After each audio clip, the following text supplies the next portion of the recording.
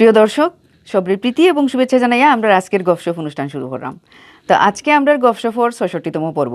আর ৬৬তম পর্বত আমরা স্টুডিওত আজকে উপস্থিত হয়েছেন আইয়া জনপ্রিয় নির্মাতা জনাব শাকুর মজিদ ভাই। তো আক্কা আমরা তার লগে আজকে গপশপ করমু, তান সম্পর্কে জানমু। আসসালামু আলাইকুম। বালা আছেন তো ভাই? আলহামদুলিল্লাহ। তো আজকে তো আমরা স্টুডিওতে আপনি নতুন আইছেন, প্রথম আইতে কোনো সমস্যা হয়েছে নি? না, কোনো সমস্যা নাই, একেবারে চেনা জায়গা। হ্যাঁ, যদিও আপনি প্রায় সময় আইন সিলেট দেখা হয় না, আবার দেখা হয় আখতা আখতা, তবে থাকুন না, এর লাগে আমরা স্টুডিওত আপনি সময় দিতে পারছেন না, আরও আগে আওয়ার কথা আছিল যদিও। তো আজকে আইসেন আমরা স্টুডিওত, আপনার যদি মনের একটু অভিব্যক্তিটা হইতা। না, অভিব্যক্তি হলো যে সিলেটে গত প্রায় ১.৫ বছরে আজকে আমার দ্বিতীয় আগমন। প্যান্ডামিকের মধ্যে একবার আইসলাম, আর এইবার আইলাম ঈদে। এর মধ্যে এইবার আজকে আমার সিলেটে ৭ম দিন। এর মধ্যে ৭ দিনই আমি বাড়িতে আসলাম, আমার গ্রামের বাড়িতে। পুরা দমে ঈদ কাটাইয়া এখন ঢাকা যাওয়ার পথে আমার যাত্রা বিরতি, সিলেটে আসি একদিন, আমার অন্যান্য কিছু কাজ আছে। এই উপলক্ষে তোমার ফোন পাইয়া আমি আইলাম, একটা উদ্দেশ্য যে তোমার লগে গল্প করার লগে লগে আরও অনেকের লগে গল্প করা হইব যারা অনুষ্ঠানটা দেখব। আমি আসলে আমার ব্যক্তিগত পক্ষ থেকে আপনার কাছে কৃতজ্ঞতা প্রকাশ করলাম। আপনি আমার ফোন পাইয়া যে সাথে সাথে আইসেন বা আমার স্টুডিওরে ইয়া সময় দিরা, এটার লাগে আসলেও আমি কৃতজ্ঞ আপনার কাছে। আমিও একটু একটু এক্সাইটেড জিনিসটা বোঝার লাগে যে এই অনলাইন টেলিভিশনগুলো কেমনে চলে। দেখলাম যে সুন্দর আয়োজন, গুছানো, মাত্র 2টা রুম নিয়ে একটা ব্রডকাস্ট চ্যানেল কেমনে কেমনে যেন হয়ে যাচ্ছে। সামনে দেখলাম যে একটা সেলফোনের রেকর্ডার। তো কারিগরি প্রযুক্তির সর্বোত্তম ব্যবহার এখন আমরা কাছে আইছে। এই ধরনের একটা গল্পের আসর করতে হইলে যে ধরনের স্টুডিও সেট আপগুলো দরকার হয়, এই ধরনের কিছু না গিয়া এইটা দিয়েও যেন ন্যূনতম আয়োজন দিয়েও যে ওরকম একটা জিনিস করার সাহস করা গেছে, তাতে দেখা গেছে যে আমরা প্রযুক্তির সর্বোত্তম ব্যবহারটা আমরা করতাম পারি।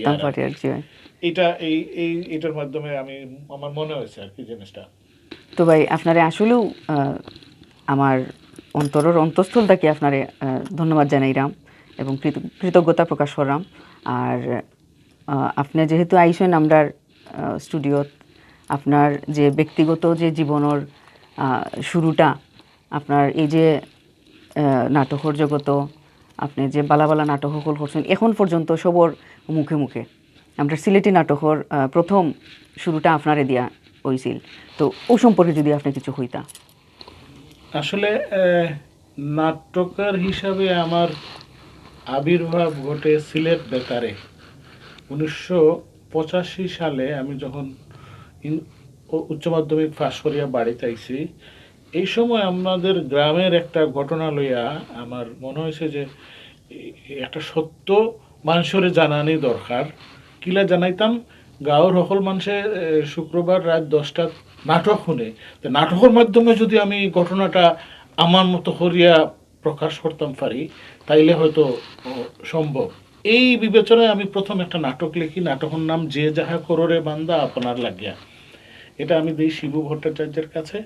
১৯৮৫ সালে এই নাটকটা সিলেট বেতারে প্রচার হয়, সিলেটের আঞ্চলিক ভাষায়।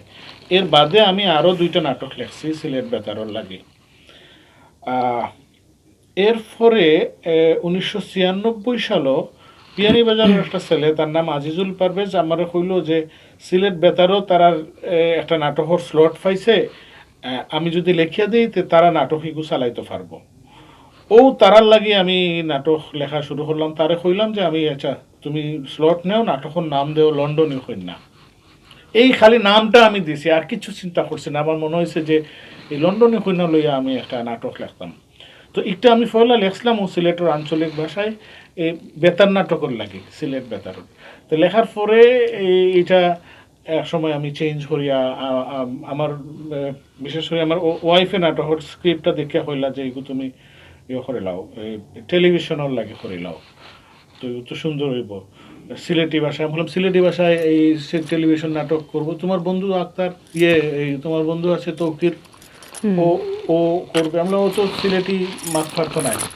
তখন হইলো যে আচ্ছা তারে এক কাজ করো না, ওই সিলেটও তো বহুত ময়মনসিংহের মাস্টার হলে আইয়া জাগিরটা হয় পড়াইন। আমার ক্যারেক্টার আছিল যে মাস্টার, তো তারে আমি লোকাল মাস্টার না বানাইয়া জাগির তাহা ময়মনসিংহের একটা মাস্টার বানাইলাম, যাতে তার সিলেটি নাম মাতলে চলে। আর এই চরিত্রে প্রথমে আমি চিন্তা করছিলাম তিন্নিদেব নামে একটা মেয়ে আছে, শুভ্রদেবের ছোট বোন, আমরা লোকে পড়ে আর্কিটেকচারে। তো ও সিলেট বেতারের নিয়মিত আর্টিস্ট আছে, চমৎকার অভিনয় করে, নাচে, মঞ্চে অভিনয় করে। তো আমি চিন্তা করছিলাম যে এই তিন্নিদেবরে দিয়া প্রধান চরিত্রে অভিনয় করা এবং আর সিলেট বেতারের আর্টিস্ট হলরে দিয়া এইগু টেলিভিশনের লাগে করতাম। পরবর্তীতে এটা হয়েছে না, নানা কারণেই হয়েছে না। এই চরিত্রে আমি শমিক আসারে আনি ঢাকা থাকি। শমিক আসারে আনার কারণ হয়েছিল যে এর আগে বাংলাদেশ টেলিভিশন থেকে ফয়লা যে আঞ্চলিক ভাষার নাটক প্রচার হয়, এটার নাম কে বা আপন কে বা পর, ইনামুল হকের লেখা নাটক। এটা নোয়াখালীর আঞ্চলিক ভাষায় লেখা। আমার মনে হলো যে নোয়াখালীর আঞ্চলিক ভাষায় যদি একটা নাটক বাংলাদেশ টেলিভিশন থেকে প্রচার হইতে পারে, তাইলে ওয়াই নট সিলেটের আঞ্চলিক ভাষায় কিতা লাগে হইতো না। So I took A risk. আমি এই রিস্ক নিয়ে একেবারে শমিকা স্যারে ট্রেন করিয়া, শমিকা স্যারে ট্রেন করা লাগছে, তাই নিজেও ট্রেনটা পড়ছে। এক মাস তাই এক সিলেটি বান্ধবীর লোকে কন্টিনিউয়াস সিলেটি মাতিছে তাই বাসাত রাখিয়া। তার বাদে স্ক্রিপ্টও প্রত্যেকটা শব্দর অর্থ আমার কাছ থেকে জিজ্ঞাসা নিছে, জানে নিছে। বাসাত গিয়া তাইরে অনেক সময় আমি ডেমো দিয়া, টানটা সিলেটর টানটা বড় জিনিস, একটা টান আছে যেটা হলে আনতে পারে না এই করিয়া। আর সিলেট আইয়া তখন শিবুদারে আমি চিনি, তাই না আমার নাটকের প্রডিউসার শিবুদারে ধরলাম যে শিবুদা আমি তো চিনি না সেউরে, আমার এই আর্টিস্ট লাগবো। তখন তান বাসাত আর্টিস্ট হল আনিয়া রিহার্সেল দিয়া অনেকটা স্ক্রিন টেস্ট লাখান ফোড়াইয়া, একটা চরিত্রে একাধিক মানুষরে ফোড়াইয়া, তার বাদে তাইন আমার লগে পরামর্শ করিয়া আমরা ফাইনাল কাস্টিং করলাম 1999 সালে। এই ফার্স্ট দিনে আমরা আমার বাড়ির তাকিয়া বিয়ানীবাজার এই নাটকটার আমরা শুটিং করলাম। এই হচ্ছে এই নাটকের কাহিনী। এবং তারপরে 2000 সালের মে মাসের 3 বা 4 তারিখে এটা বাংলাদেশ টেলিভিশন থেকে প্রচার হয়। প্রচারের আগে একটা সিলেট প্রেস ক্লাবও আমরা দেখাইছি, বহুল প্রশংসিত হয়েছে। ঢাকাত ব্রিটিশ কাউন্সিল একটার প্রদর্শনী করছি। আমরা এমপি, 2জন এমপি উপস্থিত আসলা, জেবুন্নেসা হক আর নুরুল ইসলাম নাহিদ। তাই ফ্লাই করে গেছে এই প্রদর্শনী মানে দেখার লাগে এবং বহুল প্রশংসিত হয়েছে। কিন্তু প্রচারের পরে সামহাও সিলেক্ট থাকি এর পরের দিন থেকে দেখলাম যে এটার বিরুদ্ধে একটা মুভমেন্টের মতো শুরু হয়ে গেছে গিয়া। আমি অবাক হইলাম যে সিলেটের অনেক মানুষে এই নাটকটা অপছন্দ করা শুরু করছে এবং তারা এক ধরনের আন্দোলন এটা লইয়া শুরু করছে। আন্দোলন আমি প্রথমে মনে করছিলাম মানুষ মস্করা করে, পরে দেখলাম সিরিয়াস। 2টা মামলা হয় আমার নামে, 2জন উকিল 2 জায়গা থেকে মামলা করেন। এক জায়গা 50 জন উকিল সই করেন এক মামলাত। তারপরে একটা স্টেটমেন্ট দিয়ে আমার সিলেটে অবাঞ্ছিত ঘোষণা করা হইলো। তারপরে আরও খারাপ অবস্থা। সবচেয়ে দুঃখজনক যে ঘটনাটা ঘটছিল এটা হইল আমার নাটকের যে আর্টিস্টরা অভিনয় করছিল তারা একটা স্টেটমেন্ট দিল যে তারা এই নাটকের পাণ্ডুলিপি আগে পাইছে না, আগে ফাইলে তারা এই নাটকে অভিনয় করলো না। অথচ তারা প্রত্যেকে রিহার্সেল দিয়ে, অডিশন দিয়ে তারপরে নাটকের লাগে কাস্টিং হয়েছে। তাদের স্টেটমেন্টগুলো এখনো আমার কাছে আছে। তো এরা দিছিল মূলত বিরূপ পরিস্থিতির সম্মুখীন হয়েছিল। তারা নিজেরা বাঁচার লাগি আমারে খারাপ পজিশনে তারা ফালাইয়া নিজেরা বাঁচার চেষ্টা করছিল। পরবর্তীতে এই মামলাগুলো কোনোটাই টেকে নাই। ব্রিটিশ কাউন্সিল এবং ব্রিটিশ হাই কমিশনকে ওরা যুক্ত করে দিল এই কেউ, যে কারণে ব্রিটিশ হাই কমিশন আমার পক্ষে উকিল নিয়োগ করলো ডক্টর কামাল হোসেন অ্যান্ড অ্যাসোসিয়েটসকে। তারপরে আরেকটি সংগঠন আইন ও সালিশ কেন্দ্র আমার আইনি সহায়তা দিতে দেওয়া শুরু করলো। তো পরপর 3বার হেয়ারিং হয়েছে সিলেট আদালতে। তো যারা বাদী ছিল তারা কেউ আদালতে আসে নাই। এই মামলার পিছে কারণটা কিতা আছিল ভাই? মামলার কারণ যে দুজন উকিল এই মামলার বাদী ছিলেন, উকিল হলে কইসন যে আমি লন্ডনে কইনা বিয়া করছি, আমার স্ত্রী লন্ডনে, এই নাটক প্রচারের বাদে আমি অপমান বোধ করছি যে আমিও একজন লন্ডনে কইনার হাজব্যান্ড, সুতরাং আমার কাছে অপমানিত মনে হয়েছে। এইটা হচ্ছে তার কারণ। না আসিয়ে পারলাম না। তো যাই হোক, এইটা এরপরে তো পরিস্থিতি আস্তে আস্তে ঠিক হয়ে গেছে। মানে 15 দিন পর্যন্ত বড় ধরনের আন্দোলন হয়েছিল আমার বিরুদ্ধে, আমার অবাঞ্ছিত ঘোষণা সহ। তো এই আর কি। তো প্রথম শুরু হয়েছিল যেহেতু ওটাও মানে যুদ্ধ করা লাগছে প্রথমে, কিন্তু এখন দেখো কা আপনি সিলেটি নাটকের অবস্থা তো দেখরাও, ইউটিউব চ্যানেলও খুললেও তো আপনি দেখরা। তো এখনকার যে নাটকগুলো আপনার কাছে কিতা মনে হয় এই সম্পর্কে যদি খুবই মজা লাগে দেখতে। আমার কাছে খুবই মজা লাগে, এর মতো হাওয়ার মিঠাই খাওয়ার মতো মজা আর কি। আমি খুব এনজয় করি। সিলেটি অনেকগুলো নাটক আছে, হাসির নাটক, খুবই মজাদার নাটক, কিন্তু নাটকের কাহিনীর আগা মাথা কিছু আমার মনে থাকে না। আর এর মধ্যে এক ধরনের গ্রাম্যপনা আছে মেকিং এর মধ্যে, একেবারে র একটা জিনিস আছে। তো ডেফিনেটলি তারা তাদের শ্রোতা এবং তাদের টার্গেট দর্শকের রুচি অনুযায়ী তারা বানায় এবং তাদের রুচিরে তারা ফুলফিল করে। রাইট, ঠিক কথা হয়েছেন এটা। তো আসলে হয়তো আপনি সব নাটক হয়তো দেখেন না, মাঝে মধ্যে হয়তো দেখেন, পুরাপুরি মানে সবর নাটক হয়তো দেখেন না। কিছু কিছু নাটক খুবই মানে এটা দেখার মতো নাই ওরকম, বা নামগুলা চিন্তা করে দেখুন যেন এক একটা নাম দেওয়া হয় কিতা। আপনি লন্ডনে কইনা নাটকের নাম দিয়ে আপনি কি অবস্থা পড়ছেন, আর এখন কোন নাটকের নাম যদি চিন্তা করেন তাইলে তো এখন মানে না আসলে আছে এই ধরনের নাটকগুলোর নাম কইলে তো এখন প্রচুর নাম আছে, মানে এট প্রেজেন্ট আমার মনে আর না আর কি এলা। তবে আমার কাছে মানে মাঝে মাঝে কিছু কিছু নাটকের নাম দেখি আলে নিজের কাছে শরম করে আর কি, যে এই নামগুলা এখানে হইতো আসিল।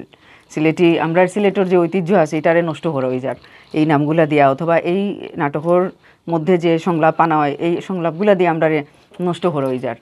বাইরে এগুলা কিন্তু আমরা খালি সিলেটের ভিতরে যে সীমাবদ্ধ এলা তো নাই, এটা তো পুরা বিশ্বই দেখে, যেহেতু এটা ইউটিউব চ্যানেল।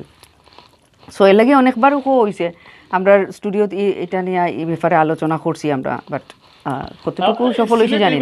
অনেক অ্যাডভান্স, তার কারণ ইউটিউব বা ফেসবুক তো হরলাগি সমান।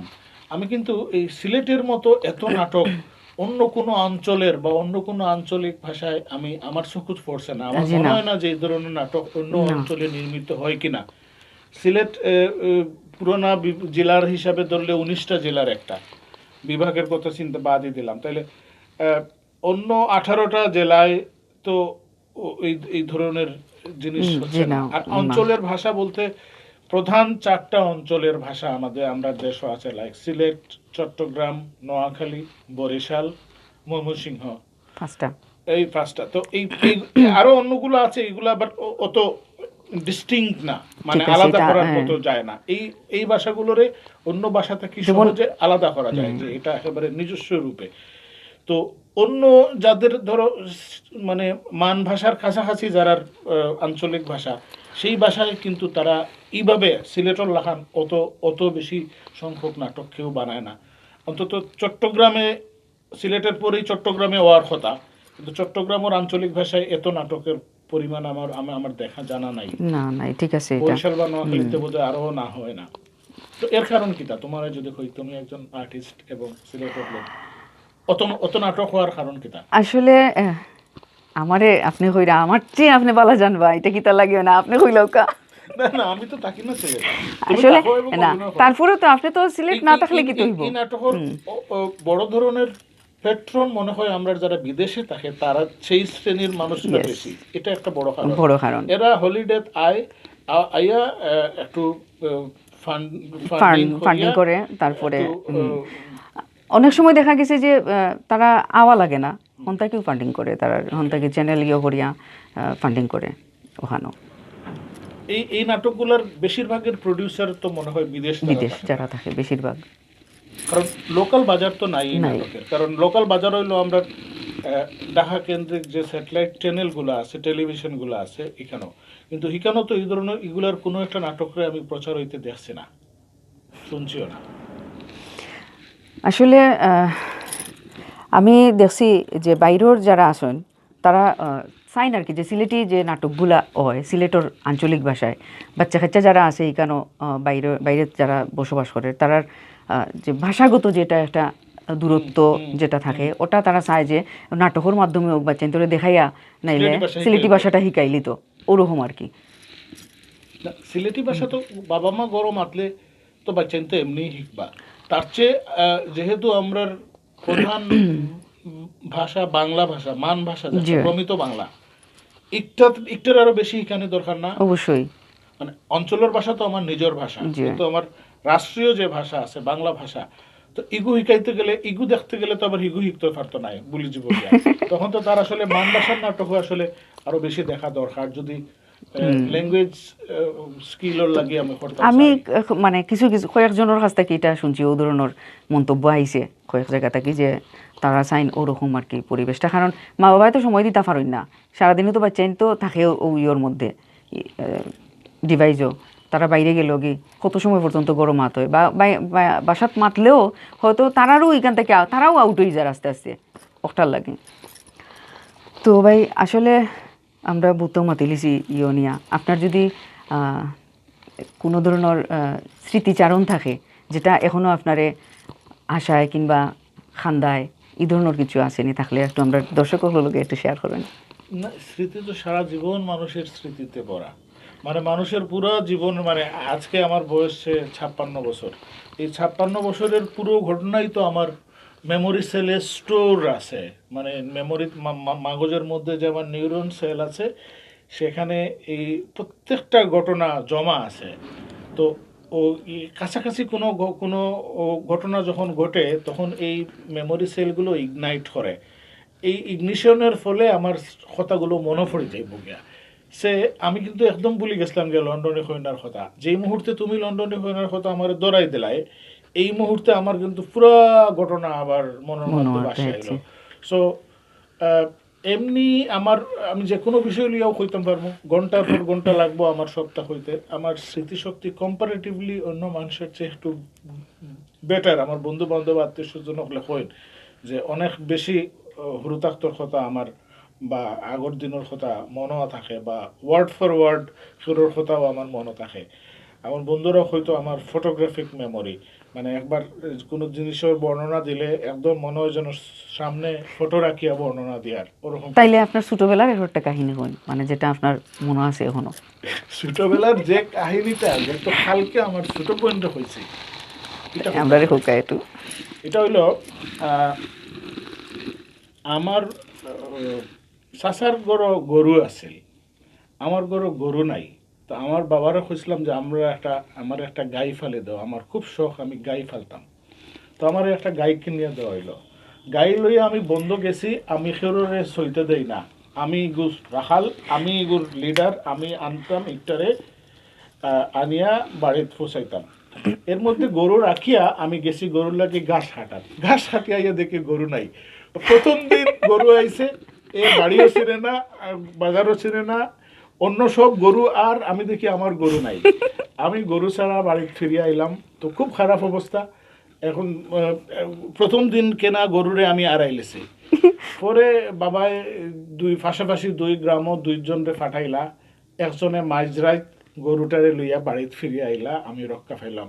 এই ঘটনাটা গতকালকে আমার মনে হওয়া সবচেয়ে পুরানা স্মৃতি। বাসাতে আমার পরে কিবান আঙ্কেলে কইছেন এই ফুটোর মধ্যে তেল দিয়া রাখ, যদি গরু খাই না তেল পিঠা খাইবে। তো এর পরে যেটা হচ্ছে কাহিনীটা, এর কিছুদিন পরে এই গরুটা ছাড়ানি হয়ে গেছে, আর আমিও গেলাম গিয়ে ক্যাডেট কলেজও। সুতরাং আর কোনো অভিজ্ঞতা নাই। আমার জীবন ছোটবেলা কাটছে গ্রামও, গ্রামের 8-10টা ছেলের জীবন যেরকম কাটে আমার 12-13 বছর বয়স পর্যন্ত ঠিক এইভাবেই কাটছে। দুরন্ত ডান পিঠে মাছ মারতাম, খেলাধুলা করতাম, একটু কম আসলাম আর কি, মানে শরীরটা দুর্বল আছিল, ছোটোখাটো মানুষ আসলাম। আর এমনি ওই যে পড়বো আসলাম আর কি বেশি, মানে ক্লাসও ফার্স্ট হইতে হইব, সব সাবজেক্টও হোক তাকে বেশি নম্বর পাইয়া ফার্স্ট হইতে হইব, এই টার্গেট লইয়া পড়াশোনা করতাম। এইটা হইলো। আর এরপরে 12-13 বছর বয়সও গেলাম গিয়া গ্রাম ছাড়িয়া ফৌজদারহাট ক্যাডেট কলেজ, এখান থেকে আইয়া 1.5 বছর গ্রামও আবার থাকলাম 1984 সালের মাঝামাঝি থেকে 85 সাল পর্যন্ত। এই সময়টা আবার আমি গ্রামের পুরনো জীবনটারে আবার ফিরিয়ে ফেললাম 1.5 বছর গ্রামও থাকিয়া। আর 85 সালের ডিসেম্বর মাসও গেলাম গিয়া ডাকাত, বইটো পড়াত গিয়া এখনো পর্যন্ত ঢাকার বাসিন্দা। এখন সিলেট আমার নিজের ভূমি, কিন্তু এটা আমি মনে হয় যেন আমি কুটুমাইছি। ঠিকও আছে, কারণ 2বার আইছেন আপনি, ওইটা প্যান্ডামিকও একবার আইসলা, দেখা হয়েছিল এই সময় আমার লগে। তো আমি ভাবছিলাম হয়তো নতুন কিছু আইব বা আমিও ইন করতাম পারবো আপনার এই নতুন সম্ভাবনার মাঝে। দেখা গেল না, অনেক দিন হাঁটি গেছে, কোনো ইয়ে নাই। তার মানে আস্তে আস্তে হয়তো হইতে পারে সামনে, আমরা অপেক্ষাতে আছি। যদি ভালো কোনো পরিবেশ পাই, সম্প্রচারের প্যাট্রোনাইজেশনের যদি ভালো সুযোগ থাকে, তাইলে হয়তো আমি আবার কিছু কাজ করবো। আমার মনে হয় যে সিলেটও যে সম্ভ্রান্ত লোকগানের যে ভান্ডার আছে, এই লোকগানের যে শিল্পীগুলো আছে, তাদের জীবনী ভিত্তিক কিছু আমি করতে পারি ইনশাআল্লাহ। Series of dramas something like this, এরকম কিছু শুভকামনা থাকলো আপনার লাগি, এবং আমিও অপেক্ষাতে আছি। অবশ্যই থাকবো সাথে। আপনারা যারা শুনলা কষ্ট করে আমারে না একটু বাকি রয়েছে একটা 2টা মিনিট আমার, যদি নয়া দামান সম্পর্কে যে না গান যে মাছ এখন বর্তমানে যেটা ভাইরাল হয়েছে, এটা সম্পর্কে যদি কিছু হইতা একটু, কারণ এটার যে নয়া দামান গানোর যে ইয়েটা যে লেখছেন গীতিকার, যে এই গীতিকারে নিয়ে অনেক আলোচনা সমালোচনা হয়ে গেছে। তো আপনি যদি সঠিকটা একটু হইতা দর্শক। প্রথম কথা হচ্ছে গানটা খেয়ে লেগছে, আমি তো দেখছি না, বা আমার কাছে ডকুমেন্টেশন কোনো ডকুমেন্ট নাই কোনো গীতিকারর। এই গানটা আমি প্রথম ব্যবহার করি 2003 সালে। এই গানের এই যে অংশটা এখন মোজার ভাইরাল হয়েছে, ঠিক এই ভার্সনটাই আমি পাইছি একটা সিডিতে। এইটুকুই আমি জানতাম। এই মোজার গানটা ভাইরাল হওয়ার পরে আমি এই ইউটিউব থেকে খাটিয়া বৈরাতিতে আমি যে গানের যে অংশটা ব্যবহার করছিলাম, এই অংশটা আমি ফেসবুকও দেই। তখন অনেকে প্রশ্ন করে যে এই গানের গীতিকার কে? কাবেরী দাস, উনি তখন ফেসবুকে আমার এই স্ট্যাটাসের নিচে কমেন্ট লিখেন যে এই গানটা লিখেছেন আমার দিদিমা, ওনার নাম হচ্ছে দিব্যময়ী দাস। এবং তিনি তখন এই ঘটনাটা বিস্তারিত লিখেন যে 1971-72 সালের দিকে একবার ইয়ারুন্নেসা খানম তান বাবার গেছে গান শিখতা, তান বাড়ির যাইতা, ওখানে ওই সময় তান দিদির কাছ থেকে 2টা গান তাই লইয়া আইসুন। এই 2টা গান রেডিওতে যখন প্রচার হয়, তখন দিদির নাম প্রচার হয় না। দিদির নাম প্রচার হয় না, ওই যে শেষের দিকে কুঞ্জেরও ভিতরে যে জায়গাটা আছে, ওই জায়গায় ভনিতা যেখানে দিব্যময়ীর নাম আছে, এই নামটা তখন প্রচার হয়েছে না, এবং রেডিওতে এইটা বাদ দিয়েই রেকর্ড হয়েছে। প্রচার না হওয়ার কারণ আমি যতটুকু জানি যে কোনো গীতিকার যদি তালিকাভুক্ত না হয় রেডিও বা টেলিভিশনে, তার নাম প্রচার হইতে পারবে না, ভনিতা তো হবে না, গীতিকার হিসেবেও প্রচার হয় না। সেক্ষেত্রে এই গানগুলোকে তারা লোকগানকে সংগৃহীত গান হিসাবে লিখে থাকে টেলিভিশন এবং রেডিওতে। সুতরাং রেডিওতে যেহেতু ওই ভনিতা অংশ বাদে উপরের অংশটুকু রেকর্ড হয়েছে, এবং এর ফলে বিদিতলাল দাস যখন এটা বর্ণালী অনুষ্ঠান 1974 সালে নিশ্চয়, তখনও কিন্তু এই বনিতার অংশ বাদ দিয়ে উপরের অংশটুকু নেওয়া হয়েছে। তখন এই আলী আকবর রূপু ছিলেন, আলী আকবর খান আসলা আমরা সিলেট বেতারের মিউজিক ডিরেক্টর, তাই নিটারে সুর আরোপ করেন। যে সুরে আমরা এখন হুনিয়ার গানটা, এই সুরটা দিব্যময়ীর সুর না আমার ধারণা। এটা আলী আকবর খান এর হাত পড়ছে, বিদিতলাল দাসের হাত পড়ছে, হিমাংশু গোস্বামীর হাত পড়ছে, এখানে রামকালাই লালের হাত আছে, এবং তারপরে নতুন প্রজন্মের যারা করে, মোজা যখন এটা ভাইরাল করেছে সেও এখানে টিউন করেছে। হিমাংশু গোস্বামীর হাত আছে, সোহেল নিজামের হাত আছে। এই এই লোকগানের স্ট্রাকচারগুলোই আসলে এরকম, যে লোকগান কিন্তু মানে হচ্ছে মানুষের মুখে মুখে প্রচার হওয়া গান। জি। সো যে গীতিকারের কাছ থেকে যে শিল্পী যখন যে গান গায়, তখন সে তার আদলে এটা আদলে। প্রকাশ করে। আমরা জীবিত অবস্থায় শাহ আব্দুল করিমের একই গানকে তার 3 শিষ্য 3 ভাবে গাইতে আমরা শুনেছি। জি। তো কিন্তু যেটা হয় কি, যদি রেডিও বা টেলিভিশনে কোথাও এক জায়গায় রেকর্ডেড হয়ে যায় বা সিডিতে রেকর্ডেড হয়ে যায়, সেই রেকর্ডটা যখন বিভিন্ন জায়গায় বাজতে থাকে তখন একই সুর আমরা পাই। জি। এছাড়া মুখে মুখে যতক্ষণ পর্যন্ত গান বাজতে থাকে, প্রত্যেক শিল্পীর কাছে গেলেই সে তার নিজস্ব একটা ঢং গানের মধ্যে দিতে থাকে। এই কারণে এই মূল সুর থেকে এই সুরটা কয়েক গেছে। ধাপে বিবর্তিত বিবর্তিত হয়েছে। হয়েছে। তো আমি যেটা পাইছি যে যখন আমি এই রিপোর্টটা দেওয়ার পরে সিলেটের কয়েকজন মানুষের দেখলাম যে সমালোচনা করছেন যে এটা দিব্যময়ীর না। তার কারণ রামখালাই দাস যখন এটা বলছেন এটা ঠিক না। কেউ কেউ কইলো যে এটার কোনো ডকুমেন্টেশন নাই, এটা উনি তো আগে কোনো দিন বলেন নাই। তারপর বলা হলো যে খুঁজে পাওয়া গেল যে 2006 সালে একটা অ্যালবাম বেরোয়ছিল বেঙ্গল থেকে, সেখানে এই গান ছিল, কিন্তু এখানে তো দিব্যময়ীর নাম ছিল না গীতিকার হিসেবে। জি। আমি খুঁজে দেখলাম যে আসলে দিব্যময়ীর নাম এখানে ছিল না, কিন্তু কোনো গীতিকারের নামই ছিল না অ্যালবামে, তারা কোনো গীতিকারের নামই দেয় নাই। কিন্তু 2006 সালের 10 জানুয়ারি এটার প্রকাশনা উৎসব হয়েছিল। 2006 সালের 12 জানুয়ারি ডেইলি স্টারে যে রিপোর্ট বেরিয়েছিল, সেখানে এই গানের গীতিকার হিসেবে দিব্যময়ীর নাম ছিল। তার মানে 2006 সালেই এটা দিব্যময়ীর গান হিসাবে প্রতিষ্ঠিত ছিল, এখন থেকে 15 বছর আগে। সুতরাং এখন আর এটাকে নাকচ করে দেওয়ার আমার মনে হয় তেমন কোনো সুযোগ নাই। ঠিক আছে। তাহলে তো অসংখ্য অসংখ্য ধন্যবাদ ভাই, আমরা স্টুডিওতে আপনি আমরা আজকে সময় দিয়েছেন। আমি আসলে আপনার কাছে কৃতজ্ঞ, এবং আমার বাংলা ভিউ স্টুডিওর পক্ষ থেকে আপনার এই কৃতজ্ঞতা প্রকাশ করলাম। তো আপনি যদি আজকে আমরা দর্শক উদ্দেশ্যে সংক্ষিপ্তভাবে কিছু যদি হইতা। না, আমার আসলে খুব ভালো লাগছে, এবং এটা আমার জীবনের প্রথম ঘটনা যে সিলেটও আমি কোনো ব্রডকাস্ট মিডিয়ার লাগি এই ফয়লা বারের মতো কোনো ইন্টারভিউ দিলাম। সুতরাং এই ডেটটা এবং ঘটনাটা নোট করে রাখা দরকার। এরপরেও হয়তো দিমু, কিন্তু আগে কোনো দিন আমি কোনো ব্রডকাস্ট মিডিয়ার সামনে কথা হয়েছি না। এবং তুমি আমি অবশ্যই ভাগ্যবতী। হ্যাঁ।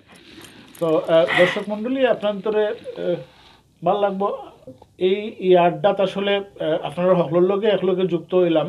এটা হইল গিয়ে আমার সবচেয়ে বড় সাফল্য আর কি। আমি মনে করি যে একজনের লগে আড্ডা মারতে গিয়ে আমি আসলে আপনার আর বহুত জনের লগে আড্ডা মারে এলাম। আবারও দেখা হইব। ধন্যবাদ। আপনি 2 লাখ ভিউয়ার্সের লগে আপনি আড্ডা মারছেন আজকে। তো প্রিয় দর্শক, আজকের মতো আমরা বিদায় নিলাম। প্রিয় দর্শক, আমরা আবারও আরেকদিন যখন আনমু তখন আমরা আবার তার কাছ থেকে আরও প্রচুর, এটা তো কিছু নাই, পয়লা তো হয়েছেন শাকুর ভাইয়ে আধা ঘন্টা তো বহু সময়। এখন নিজেও চিন্তা করা যে এটা তো কিছু নাই, কিচ্ছু হইতেও পারলাম না, মারতেও পারলাম না। তো আপনারা সেই পর্যন্ত অপেক্ষা করুকা, এবং বালা থাকুকা, সুস্থ থাকুকা, সুন্দর থাকুকা। ধন্যবাদ।